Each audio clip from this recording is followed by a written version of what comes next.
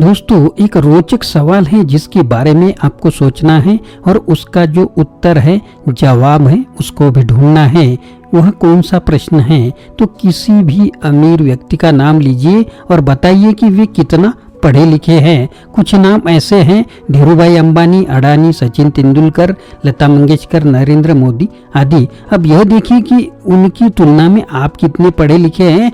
हम में से बहुत से लोग तो पीएचडी भी किए होंगे, लेकिन ऐसे लोग सिर्फ 9-5 बजे वाली जॉब कर रहे हैं और एक बंधी बंधाई सैलरी प्राप्त कर रहे हैं, जिससे वे मैंने बताए जो नाम अभी आपको बताए हुए हैं उनके जितने अमीर कभी नहीं बन सकते। तो आखिर ऐसा क्यों है? क्यों कुछ लोग लाइफ में बहुत ज्यादा पैसा कमाते हैं और कुछ लोग हमेशा अभाव में जीते रहते हैं? तो दोस्तों, इस किताब में अमीरी के सिद्धांत के बारे में बताया गया है। तो दोस्तों, अगर आप नए हैं चैनल पर तो चैनल को सब्सक्राइब जरूर कर लीजिए। चलिए शुरू करते हैं, बुक समरी को आगे लेके जाते हैं।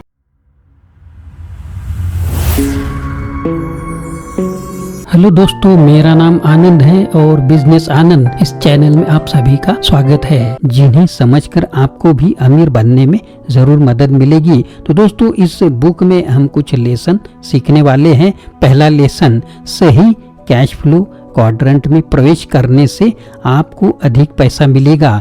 दोस्तों, 4 तरह के कैश फ्लो क्वाड्रेंट होते हैं। अगर आप इनके बारे में नहीं जानते तो सबसे पहले रॉबर्ट कियोसाकी की किताब रिच डैड पुअर डैड और rich dad's cash flow quadrant यह जरूर पढ़ें। अगर आपकी इच्छा है तो मैं इस पर भी समरी बनाऊंगा, और इसके पहले मैंने रिच डैड पुअर डैड पर समरी बनाई हुई है। लेकिन बुक में बताए गए 4 कैश फ्लो क्वाड्रेंट कौन से हैं? ई एम्प्लॉय कर्मचारी के लिए, एस स्मॉल बिजनेस लघु व्यवसाय के लिए, बी बिग बिजनेस बड़े व्यवसायों के लिए, और आई इन्वेस्टर के लिए। स्कूल में हमें जो भी शिक्षा मिलती है वह हमें केवल ई और एस क्वाड्रेंट में रहने के लिए तैयार करते रहते हैं, लेकिन इस कैश फ्लो क्वाड्रेंट में हमें रहने से आप गरीब बने रहते हैं और आगे नहीं बढ़ पाते हैं। आप कितना कमा सकते हैं इसकी एक सीमा है जो आपकी सोच को भी सीमित करती रहती है।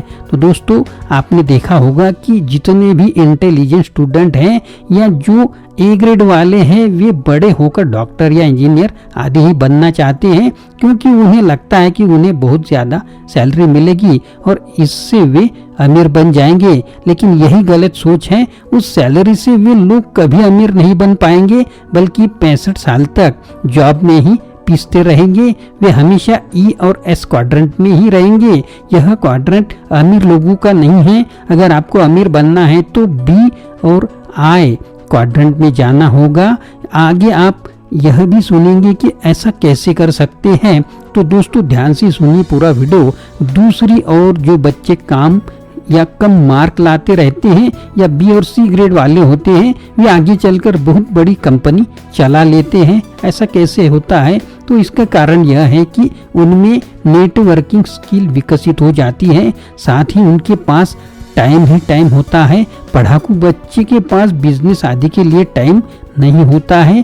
इसलिए अगर आप भी अमीर बनना चाहते हैं तो 2 चीजें जरूर करें। एक तो नेटवर्किंग करें, जो आप सोशल मीडिया जैसे लिंक्डइन आदि से भी कर सकते हो, और दूसरा जॉब से कुछ टाइम निकालें और अपना बिजनेस शुरू करने की कोशिश करें। एक सफल बिजनेस कैसे शुरू कर सकते हैं, इसके लिए आप 0 to 1 नाम की किताब पढ़ सकते हैं, या इस पर भी मैं समरी जरूर बनाऊंगा। दोस्तों, लेसन नंबर 2, यदि आप अपने बच्चों को आर्थिक रूप से अशिक्षित बनाना चाहते हैं तो उन्हें पैसे दे। दोस्तों, यह सोचकर आपको थोड़ा हिचकिचाहट महसूस होगी कि मैंने क्या बताया। यदि आप अपने बच्चों को आर्थिक रूप से अशिक्षित बनाना चाहते हैं तो उन्हें पैसे दे। आपने देखा होगा कि अमीर लोगों के बच्चों को सब कुछ अपने पेरेंट्स से मिल जाता है, फिर चाहे वह महंगा फोन हो, गाड़ी हो या ब्रांडेड कपड़े हो। लेकिन इस तरह से इन बच्चों में फाइनेंशियल समझ विकसित नहीं हो पाती, उन्हें पैसे की वैल्यू का पता नहीं चल पाता। ऐसे बच्चे आगे चलकर बुरी आदतों का शिकार हो जाते हैं, उनके बिजनेस में भी वह डूब जाते हैं। इससे उल्टा गरीब या मिडिल क्लास के बच्चे जिन्होंने अभाव देखे होते हैं वह बहुत बार अरबपति बन जाते हैं।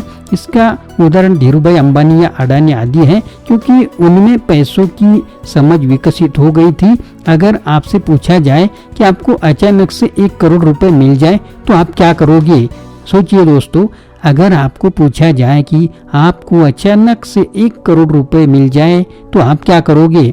बहुत से लोग बोलेंगे कि गरीबों को दे देंगे या फैमिली वालों की मदद करेंगे, लेकिन यह उचित तरीका नहीं है।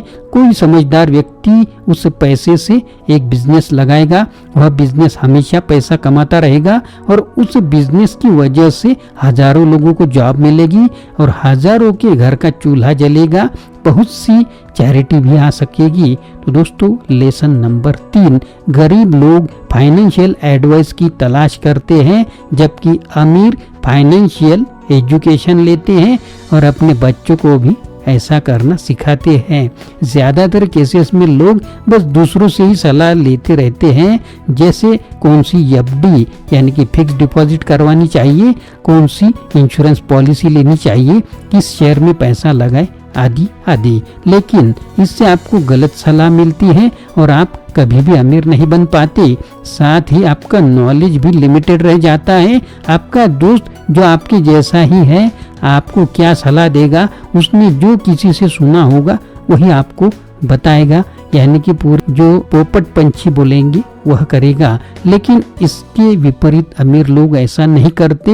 वे प्रॉपर फाइनेंशियल एजुकेशन लेते हैं, या तो कोई सर्टिफिकेट कोर्स करते हैं, या फाइनेंशियल की बुक्स पढ़ते हैं, या वीडियो सुनते हैं।